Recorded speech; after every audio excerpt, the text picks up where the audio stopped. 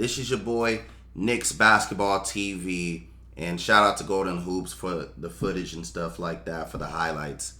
But I'm sorry that I've been delayed with these releases. For some reason, I couldn't upload my other evaluation. So I took some time to figure it out. But we're not going to stop. So this is my season reviews for the 22-23 season for the Boston Celtics. And I'm going to make these shorter so I can put them out quicker. So expect some quick and right away. And again, we just started, so I don't mind going that fast. But yeah, let's talk about the Boston Celtics, the reigning Eastern Conference champions. Do I think they're the best team in the East? Actually, I do. I do think they're the most well-rounded team in the East. Like, personally, I think they have a lot of depth, like on the wing, with Grant Williams, Jaylen Brown, Jason Tatum.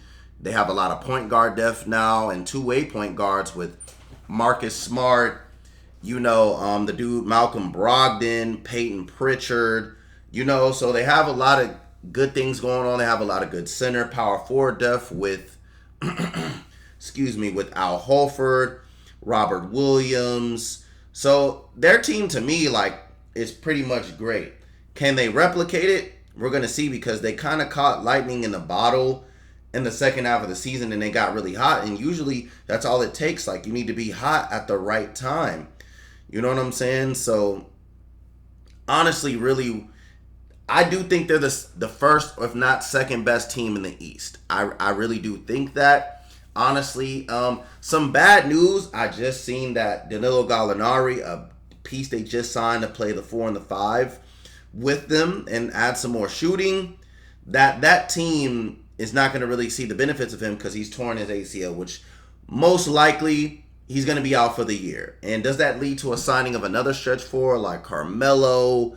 I don't know if there's anybody else out here, but I think Carmelo would bring the same, kind of skill set that Danilo was going to bring. And maybe slightly better defense. Maybe. We'll see. But I could see Carmelo getting signed to the Celtics, especially after that happening. I really can. But, we'll see. We'll see, with them and what comes with them. Honestly, like I said, I want to talk about quickly some of their, pieces on the team, and then I'm pretty much done with the Celtics. Like I said, I do think they're going to have a good season. I think whatever the first and second seed is in terms of wins, maybe that's 50 to 55 games, in the East, because the East is stacked this year, especially if you guys just seen the Cleveland Cavaliers make their trade for Donovan Mitchell. Who would have seen that shit coming? Knicks, you fumbled the bag. I'm sorry, you really did. You hoarded all those picks and assets, and you take the chance. Everybody said that the Lakers, you gave up too much for Anthony Davis, but look what it resulted in. And I'm not saying Donovan Mitchell would have taken the Knicks to the championship, but he attracts other free agents. But again, it's not my team. This is not about the Knicks. So let's go ahead and discuss their team real quick. Malcolm Brogdon in a reserve role. Hopefully he's going to be healthier and even take off some playmaking responsibilities off of the other players such as Marcus Smart, Jaylen Brown, Jason Tatum, and even Al Horford. Jaylen Brown, I hope he's refined his handling because he's going to have that responsibility. I hope he's refined that, learn how to dribble with his left, learn how to, handle the ball and make plays for others, because scoring is not his problem. You know what I'm saying? It's really just handling the ball in space. That's really his problem. And obviously Danilo's hurt. Sam Hauser, yes, I'm talking about every player like I told you guys. I wondered to see if he can shoot in the league. You never know about role players or unheralded players that wasn't drafted. Let's see if he can develop into a 3-and-D wing and capitalize off his G League success. Peyton Pritchard, I don't think he's ever going to get a real true opportunity with the Celtics. Not to say he doesn't play in spurts and have good moments, but because he's behind 3 to 4 other ball handlers, I just don't think it's here for this team, but he's a great player. Marcus Smart, again with these commercials, they're so annoying. Again with these commercials. Marcus Smart, again, gotta take care of the ball better. If you're gonna play point guard full time for the Celtics, you gotta take care of the ball better, buddy. But I like Marcus Smart, his defensive intangibles. If he again becomes a more of an efficient player, I can definitely see him taking another step. I see more improvement for him. Derek White, he is what he is at this point. I think he's a finished product. Solid backup guard. Can start for you in emergencies. Can play the one, can play the two, and plays really good defense. Nothing more to say there. Grant Williams, nice 3 to 4, small ball 5 in certain situations. Can he be a starter in the league once his contract is up? I'm not really sure because of, his tweener build. But Grant Williams is basically like a younger, more athletic, better shooting PJ Tucker. In my estimation. Let me know, Boston Celtics fans, what you think. And then Robert Williams. Man, what leap is he going to take this year? If he's healthy, and I saw him shoot the midi a couple times, if he has a jumper and just does what he's doing defensively, I could see a defensive player of the year for him very soon. He's very impactful. And let's talk about Al Horford. I hope they sign some bigs to kind of give him a break this year because he played so well out of his mind for the majority of the playoffs. Honestly, I can see this season taking a toll on him. He doesn't have that OKC year to kind of rest his body up and play good. So he just went to the finals too. So I hope personally he can get some rest so he can have a good performance. Al Horford deserves good playoff success. I like Al Horford. Luke Kornet, stretch big, played with the Knicks, played with the Bulls, kind of flamed out with both teams. I don't know. I kind of seen him on the roster bubble a little bit. He has to show he can stretch the floor. If I'm a Celtics GM, he has to show that he can shoot the ball efficiently and rebound.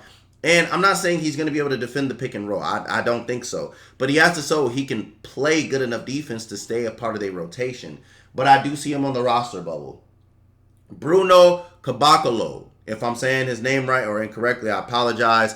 But he's an athletic big from the Raptors, from the Kings, from the Rockets.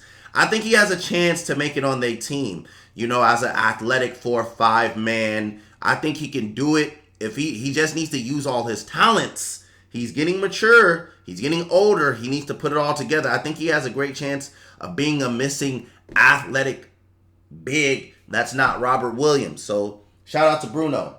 J.D. Davidson and Mufiondo Kabengele, the two-way guys. J.D. Davidson, he showed a lot more in Summer League than I expected. He was the 59 pick. A lot of people were down on him, because of his low year in Alabama. But people got to understand he was a freshman, and the college game is kind of restrictive to your abilities. And you kind of see players play differently in college than they did, in the other leagues.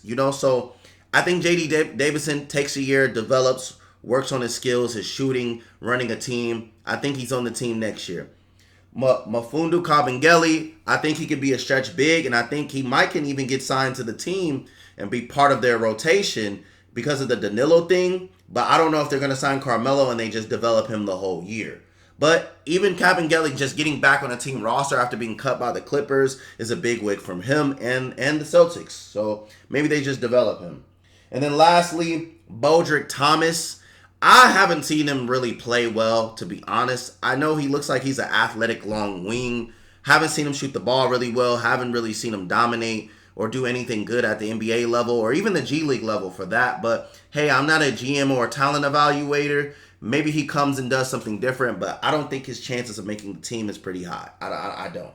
And then Denzel Valentine. Yes, he can shoot, but I remember Chicago fans precisely just hating his boneheadedness and his lack of, professionalism. And I'm not trying to call him out. When you're young, you make mistakes. We all do. I've made mistakes. I wasn't professional as a young player. So it's not a shot. It just comes with more maturity.